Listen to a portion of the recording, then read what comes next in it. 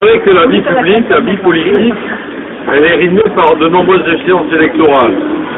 Et qu'on donne le sentiment d'être en campagne, et quand je rencontre des gens qui me disent « Ah, vous venez nous voir parce que vous êtes en campagne », je leur dis non, je viens vous voir parce que tout simplement, on est au travail sur le terrain dans le cadre de nos fonctions. Et on n'est pas présent uniquement le jour de la campagne. Et je dois dire que Jérôme, qui est le nouveau, qui est notre Benjamin, le conseiller général des conseillers généraux, en est l'illustration parfaite. Depuis qu'il est l'élu de ce canton de Grasse-Nord, il ne cesse de multiplier les contacts, il ne cesse de multiplier les opérations, il ne cesse d'être là au service des gens qui l'ont élu pour cela. Et je veux lui rendre cet hommage parce que c'est vrai que se profile des élections à venir. D'abord pour nous, la plus grande échéance, c'est l'échéance présidentielle. Il y aura là un choix décisif pour l'avenir de la France.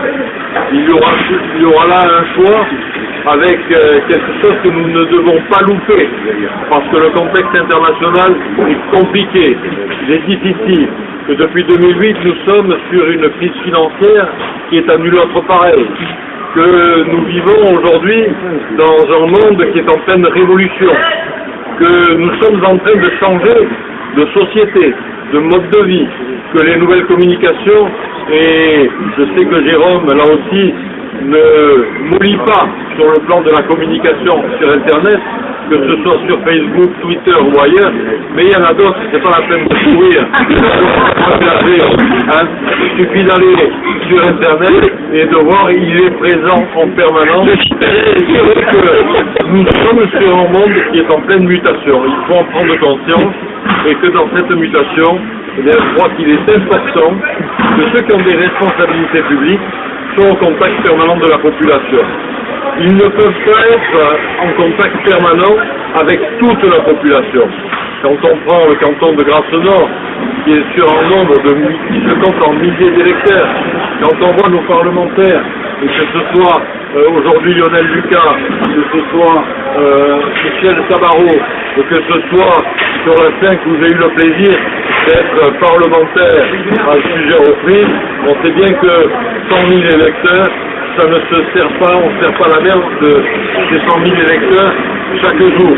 Donc il faut des courroies de transition, et vous êtes ici sur Grasse-Nord, cette courroie de transition, vous êtes les fidèles supporters de notre ami Jérôme Biot. Il y a d'autres fidèles supporters avec France qui elle partage un petit peu la communauté valbergaine, tout comme notre ami, je les rencontre souvent sur la station. Il y a là un partage qui fait que on essaie tous ensemble de relayer les opinions que sont les nôtres, de relier les intérêts que nous voulons défendre, que ce soit les intérêts individuels, parce que nous sommes là au niveau municipal pour essayer de vous aider individuellement, ou que ce soit sur les grands choix de société, avec la sécurité des biens et des personnes, avec ce qui aujourd'hui nous occupe, que ce soit la dette des nations, où il y a une réflexion très importante.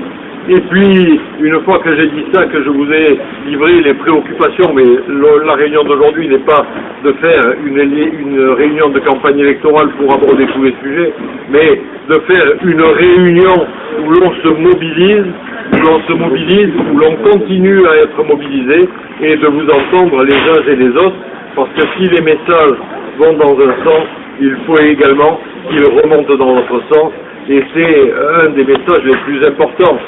Moi je vois aujourd'hui le président de la République qui prend comme fer de lance, l'un de ses fers de lance, le nucléaire, et qui dit aux Français, il faut faire attention parce que ici ou là on peut nous séduire en nous disant il ne faut arrêter le nucléaire parce que le nucléaire c'est dangereux.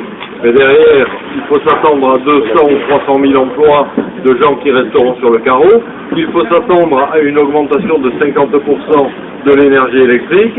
Et il faut s'attendre à ce qu'on remette en route un certain nombre de productions dont on sait que ces productions, en tout cas pour celles qui relèvent des énergies renouvelables, ne satisferont pas pour diminuer l'énergie qui est produite par les centrales nucléaires. Donc, est-ce que c'est le choix du nucléaire? Faites-nous remonter cette information-là. Nous, on vous fait remonter les grandes informations telles qu'elles peuvent se découler, mais il y a des choix aussi de société que sont les nôtres qu'il faut savoir maintenir et qu'il faut savoir acter. Alors, comme je vous ai dit qu'on n'était pas là pour faire une réunion de travail et ni une réunion électorale, je veux simplement dire à Jérôme combien je le remercie dans le périple qui est le mien aujourd'hui, parce que ma journée essentiellement, elle rentre dans le cadre de ma vice-présidence au Conseil général, où je suis en charge de l'agriculture. Je le fais depuis 2003, et l'agriculture dans les Alpes-Maritimes, c'est pas un vain mot, c'est quelque chose qui existe, c'est une réalité. Je vois qu'il y a là des gens qui travaillent avec nous au niveau des exploitations florales, au niveau de cette agriculture, qui est une agriculture où dans les Alpes-Maritimes, on a la possibilité d'avoir une agriculture de niche, avec des produits de qualité, avec des produits qui donnent une forte valeur ajoutée pour ceux qui y travaillent, et en même temps donnent satisfaction et une réponse aux gens qui viennent en vacances chez nous, que ce soit sur l'art de la table ou de la décoration.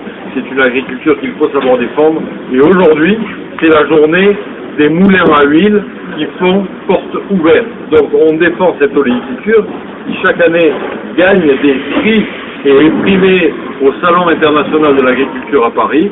Et j'ai eu plaisir ce matin de passer au moulin du Broc, au moulin de Gillette. Là, on vient de faire le moulin d'Opio. Cet après-midi, on continuera sur le moulin du Rossignol, le moulin de Saint-Amand, le moulin de Spéracène. Et il y aura, je suis sûr, bien des choses à découvrir. En tout cas, c'est une belle fête.